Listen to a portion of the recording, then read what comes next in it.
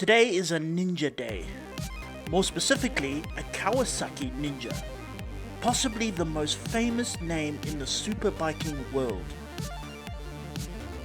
But you might want to look a bit more closely at this one, because this is not in fact one of Kawasaki's more raging psychopaths. It's the little brother of the Ninjas. It started life as a 250, then a 300, then a 400. Guess what they've done now? That's right, this is the Ninja 500, Kawasaki's ever-growing baby Ninja. Obviously then, this is a completely new bike. Well, maybe not. Let's take a look, starting with the technical innovation it has to offer. So this is a very simple motorbike. The KTM 390, for example, is a TFT dash and a quick shifter and traction control and all that kind of stuff. This has none of those things.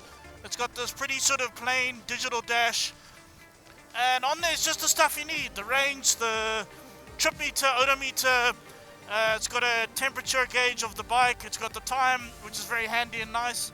Oh, and it's got a gear indicator. Oh, and also, if you really want to, you can look at the speed and the revs. Very nice of them. Also, the switches here, I mean, they're very plain, straightforward. Dim lights, bright lights, warning lights, indicator, hooter, start, stop. That's really it. It's very straightforward, very simple. Just like the last bike. Genuinely, apart from the compulsory ABS, this bike has no electronic bits and bobs at all. Actually, that's not entirely true. It does have smartphone connectivity, which is nice, but this bike carries the sacred Ninja title, so surely its sporting credentials should be more advanced.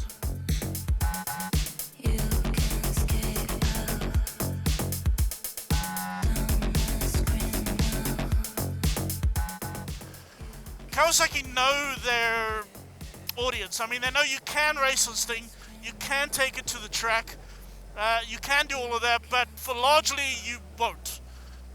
No one's really going to do that. Hardly anyone, in fact. Just about everybody who buys these things are going to be strictly road only. And because of that, they've sort of thought about it. So instead of like crouched down, clipped on handlebars, they're kind of raised up like this.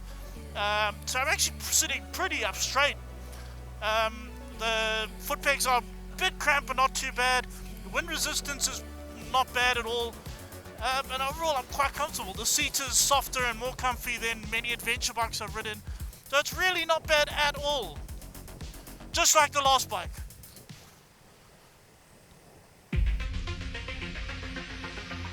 These road-friendly features are furthered with the suspension and the brakes, neither of which come from the top shelf of the spares department. However, that's not necessarily a bad thing. The brakes are pretty straightforward. I mean, you know, they're not nothing high-tech. A little bit wooden, but it stops. The suspension, there's no adjustment on it whatsoever. Also very kind of simple. And I'll admit, it does get slightly overwhelmed when you go over like really hard bumps. You can feel it kind of hydraulically going, gah! But then again, if you were to put proper sort of suspension with adjustments and rebound and all of that, it would add 50 grand to the price of the bike, and you really don't want that, you know, not at all. And plus, how many people really want to adjust their rebound on their bikes they ride to work and back every day? Honestly, no one. That's the answer, no one. So yeah, simple brakes, simple suspension, but usable. Just like the last bike.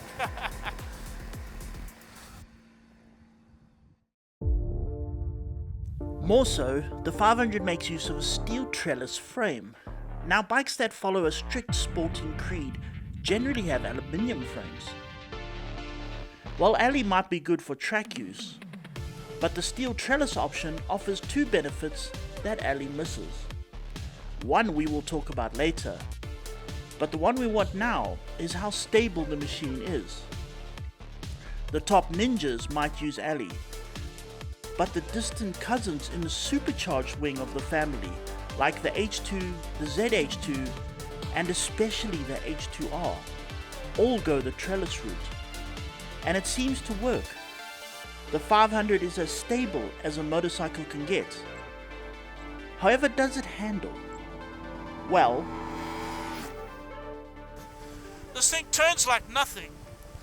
And obviously the weight is low, but it's not the lowest you've ever seen. But obviously lots of very, very small amounts of centrifugal mass, so really it turns into corners. A lot of confidence, a lot of all of that. Even with this simple suspension and that, it still gives you this confident sort of feeling, light confident feeling. Just like the last bike. it's also aided by a weight of 171 kilograms, which is really not bad at all. Now, all of these non-racing goods might not endear it to its Racing Ninja name, and it doesn't progress it further from the previous little Ninja models. In fact, as it stands now, it's pretty much the same as its predecessors, which sounds disappointing, but there's a good reason for all this. The non-sophisticated suspension, the non-sophisticated brakes, not much electronics, and a steel trellis frame. It's money. Yours in particular. The Kawasaki Ninja 500 will leave the showroom for a price of 124,995 Rand. That's not a bad price at all, compared to everything else in this class.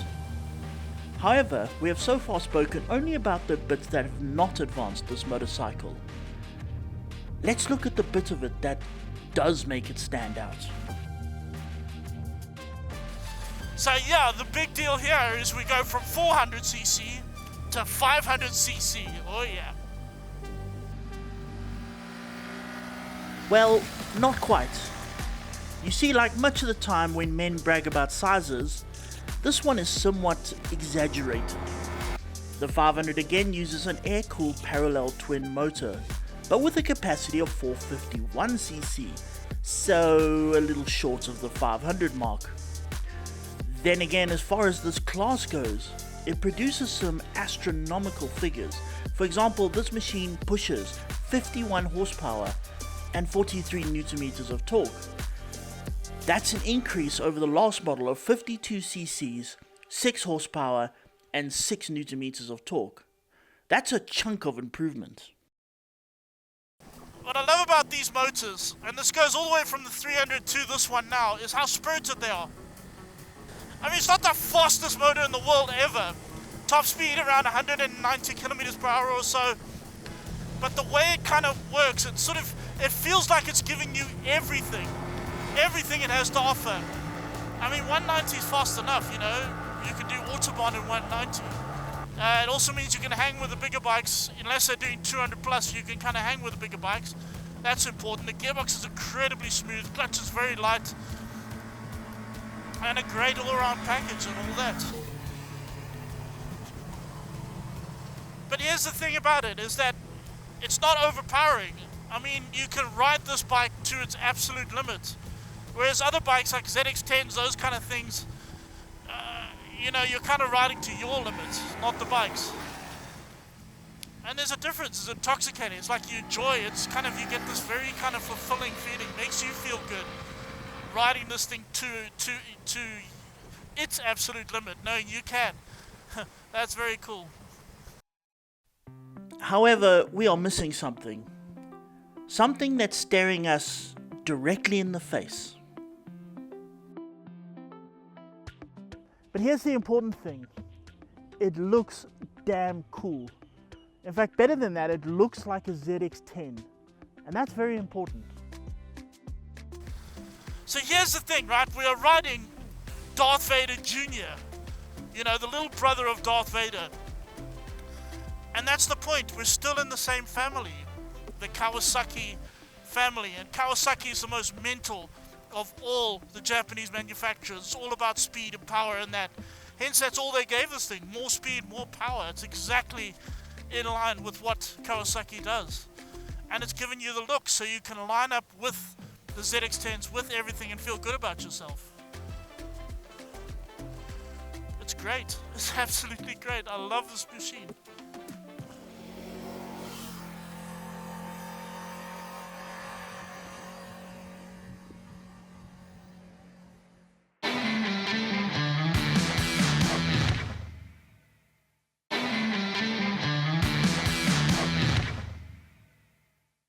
Morning, good people. Here we are with okay, that says something else. This is technically Family Adventures. I think that's backwards.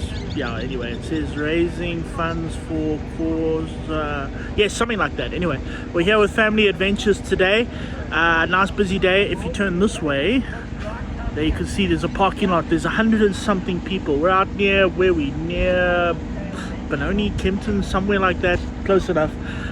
People are busy signing in over there. There's like 130 people. It's very, very cloudy, as you can see. It was raining last night, it was raining yesterday. I did ask Glenn, the organizer, for better weather, but he doesn't want to listen. But anyway, it's going to be a fun day. There is Ferrari. There we go, look at him. Magnificent.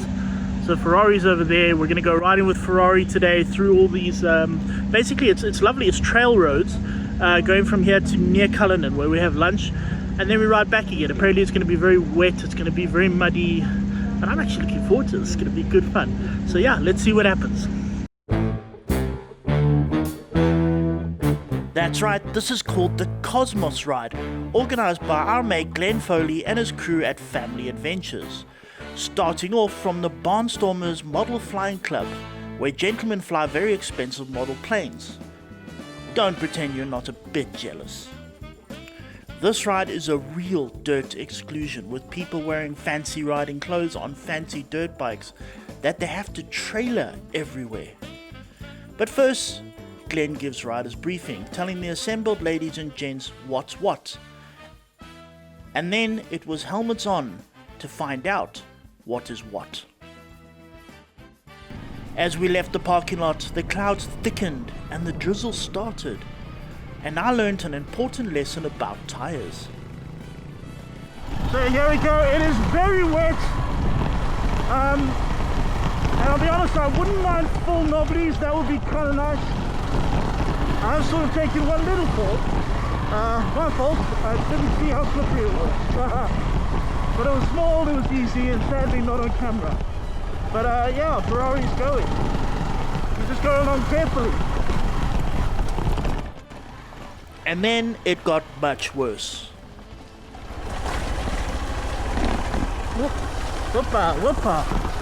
There we go.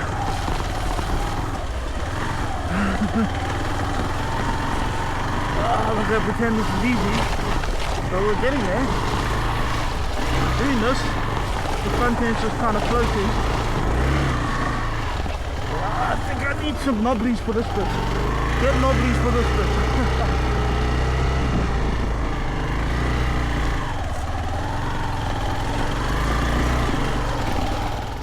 bit. It was terrifying, and the going was slow, but I eventually started learning.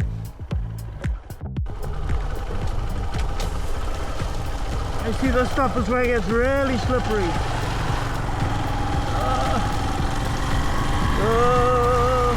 You sort of feel this like disconnect from the front. And you just go slowly through it, feet out. Use your feet to keep the bike balanced very slowly. And there we go. Bike's nice and easy, you load it around, you can do it. Holy crap. Okay, I'm not going to go that way, I'm going to go that way. Whoa, let's see this. One brave soul.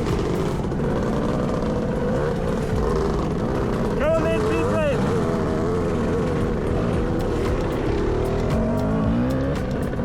You know what, after much consideration I've decided I'm going to follow that guy. And that guy. Look at those clever people. I want to be more like them.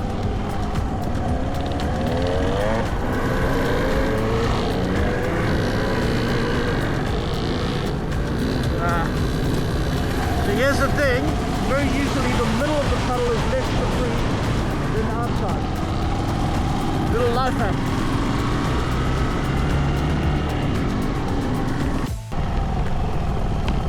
Here we go again. Okay, I'm going to stick to my policy of through the middle. See there, look at that. Look at how slippery. Look how slippery that is. Okay, let's go through the middle, see what happens. Remember, he's got better tires than me, and look at that. He was slipping and sliding all over the show. I am fine. And as we went, I started making friends and getting my life priorities in order. Here we go, we're crossing a railroad bridge. That way, and then that way. No death to report. Hello! Hello! We're definitely this way, not that way. Short route this side, long route that side. Yeah, okay, let's go that way. Good idea.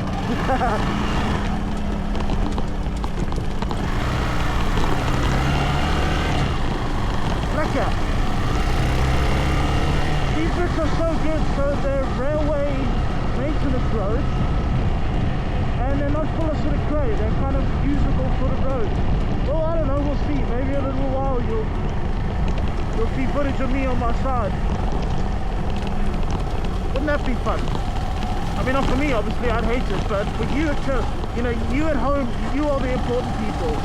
I need to entertain you guys. Therefore, me falling down and embarrassing myself is imperative towards your viewing entertainment. Okay, this could be it. We've got a stop here.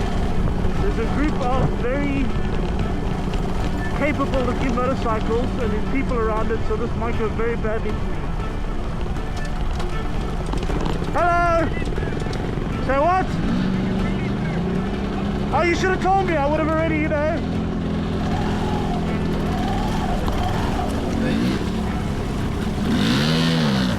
Okay, that looks slippery. Fuck.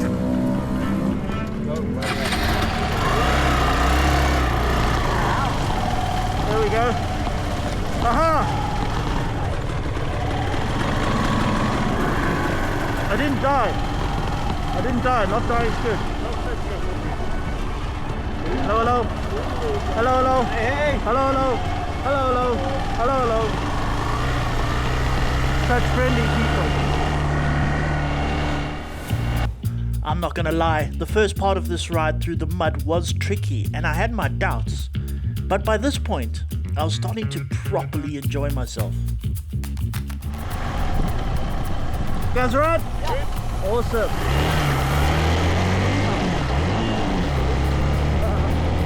Yeah, you always look to gear when there's people to watch you on, isn't it? Okay, look at that, it's mostly dried out now. And we just, look at this, it's just like a road. And we're just cruising along and life is really good and it's all beautiful. And with the clouds, it hasn't rained, so the clouds have just been nothing but a cooling effect. So I'm not hot, it's perfect temperature, there's no dust because the road is slightly damp, but not damp enough to be all slippery. And this is really lekker. This is really, really, really cool. I live for riding like this. And of course, you have to try run over Stefan, the photographer. Stop. The ride mostly follows the railway, because even South African railway systems occasionally get some maintenance. And in order for that to happen, they need an access road that works beautifully for off-road rides. I started becoming confident. Mostly.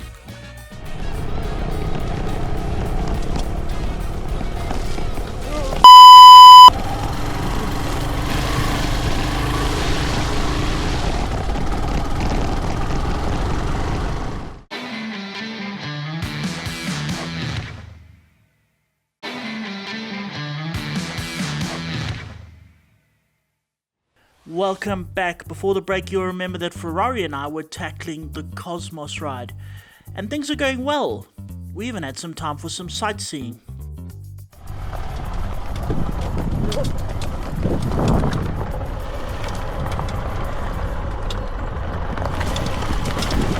Right, we now found some rock. Proper downhill sort of rock. Okay, Ferrari lives for this kind of stuff.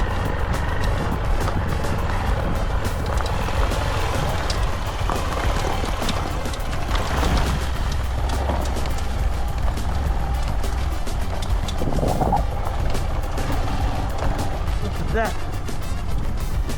How fantastic is that?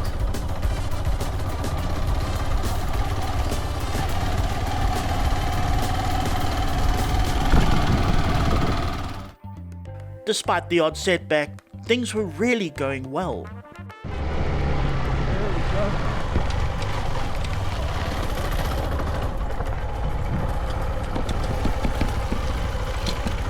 Okay, we should probably follow the arrow.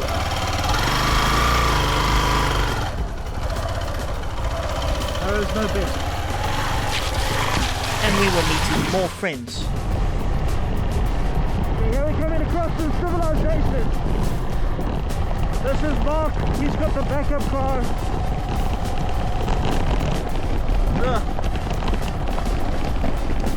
Hello, hello!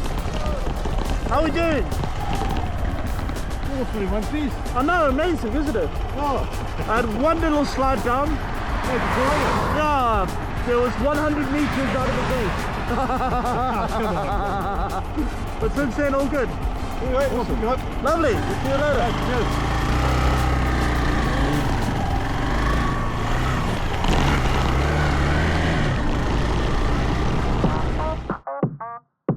The sun even came out, and people started celebrating.